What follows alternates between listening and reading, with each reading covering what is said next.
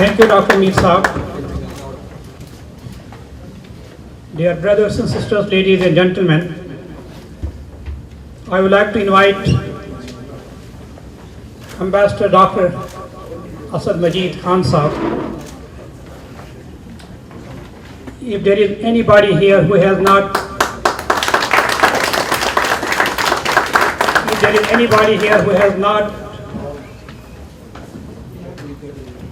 been able to know this man, then I don't think you live in the Washington metropolitan area. You should be living in the moon.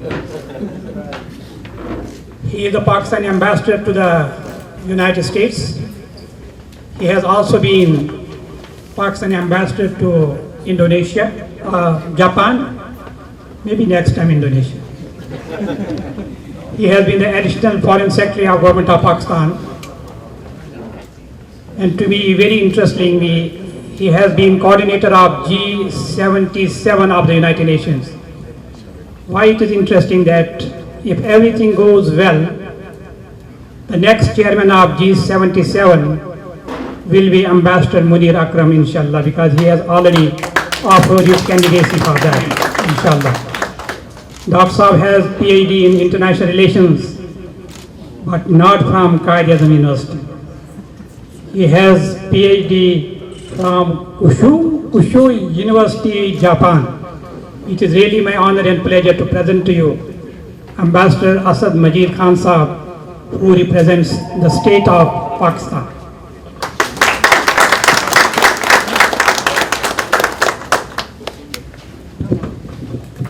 Honorable Shehryar Khan Afridi, Chairman, Parliamentary Special Committee on Kashmir, Dr. Ghulam Nabi Faiz Saab, Dr. Ghulam Nabi Mir Saab, and all the office bearers and principals of the World Kashmir Awareness Forum. I am greatly honored to be joining you this evening to talk about an issue which is very, very close to all our hearts. But before I discuss Kashmir, I'd like to take a few moments to convey our gratitude to both Dr. Ghulam Nabi Faiz Saab and to Dr. Ghulam Nabi Mir Saab for having devoted a lifetime to the cause of Kashmir.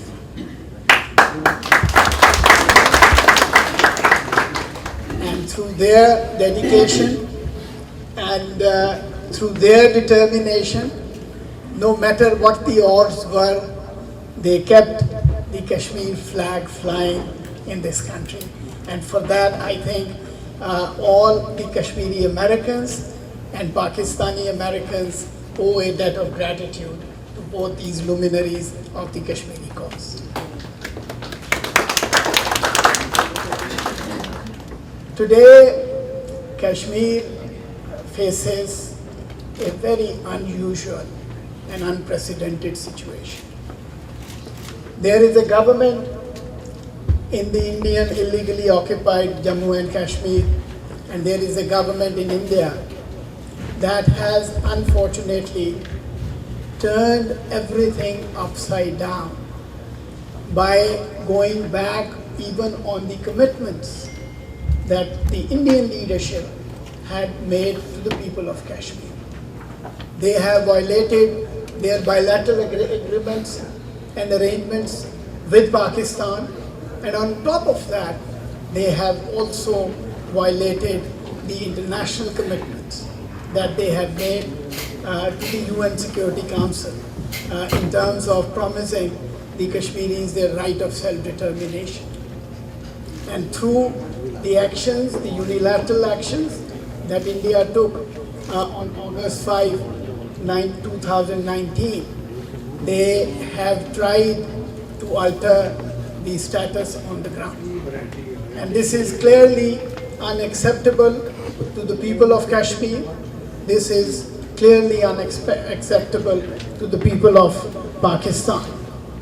And Pakistan and our leadership, Prime Minister Imran Khan, as you all know, had publicly stated that he will be the ambassador of Kashmir.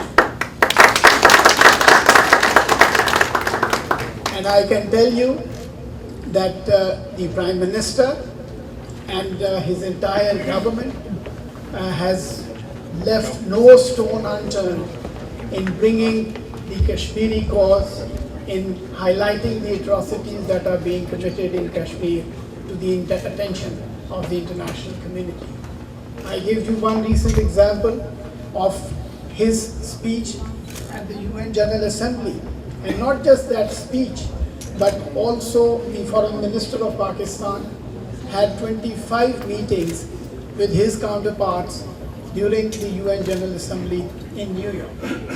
And I can tell you that in every single meeting that the Foreign Minister had, the Kashmir issue was raised, and the atrocities that the government of India was committed against innocent civilians in the Indian illegally occupied Kashmir were brought to the attention of all of those foreign ministers. In fact, Honorable Shehryar Khan Afridi also joined the foreign minister together, which was again, I must say, unprecedented, together with the president of Azad Jammu and Kashmir, Barrister Sultan Mahmood, in their meeting with the UN Secretary General, where the government of Pakistan presented the latest dossier listing the atrocities that Indian occupation forces have committed against the people of Kashmir since 1989. And to just give you a sense, because today we are also gathered here to promote awareness. I know all of them live Kashmir every day. You are certainly familiar with. But what we have done is to basically inventorize for the attention of the international community the atrocities that have been committed. And in the dossier, if I present to you a very, very brief, of course, we gave out the evidence, we gave out details, we gave out video clips of how and where those atrocities are being committed. But just to give you a sense of what is happening, 8,652 unmarked graves. And Kashmir today is the most militarized region in the world. 25,000 pellet gun injuries, 96,000 extrajudicial killings, 11,250 women unfortunately raped, 108,000 children orphaned, 162,000 arbitrary arrests, and 23,000 women widowed. This is the sad tale of Kashmir. And many of you, I know, live that through the pain and agony that is shared with you through your families who still live in the Indian occupied Kashmir. And we share your pain as Pakistanis, and it is as much your cause as it is our cause.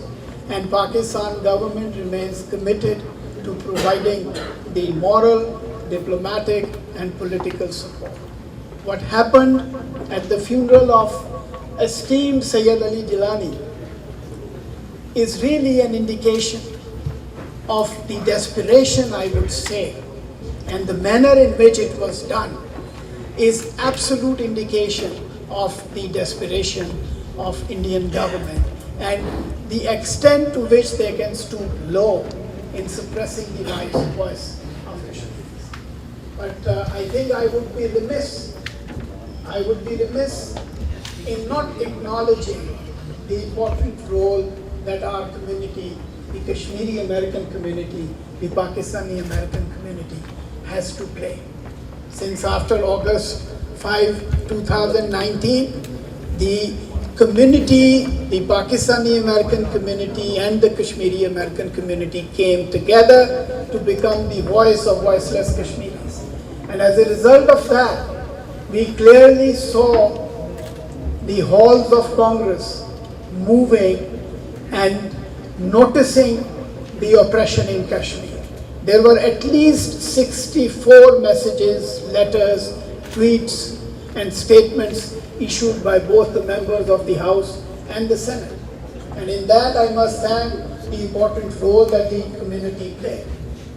And not just that, I think in the world, the US Congress was one body where both the Landos Commission as well as the House Foreign Affairs Committee, Subcommittee on South Asia, convened to review the situation, the human rights situation in the occupied Kashmir. And I think that's where I'd like to, and this is what I was discussing with Dr. Ghulam Nabi Mir and Dr. Ghulam Nabi Faisal, that I think we are in for the long haul. Indian government is clearly determined to not let the reign of terror end. And for that, we will have to be even more determined in becoming the voice of voiceless Kashmiris. And in that regard, while what government of Pakistan can do, we will continue to do. But here in this country, I think nothing moves the way the community can make things move. And that's where we'll have to work together in becoming that voice, in raising that the issues that and the challenges that the Kashmiri community is facing, to their congressmen, to their senators, to all the policy influentials.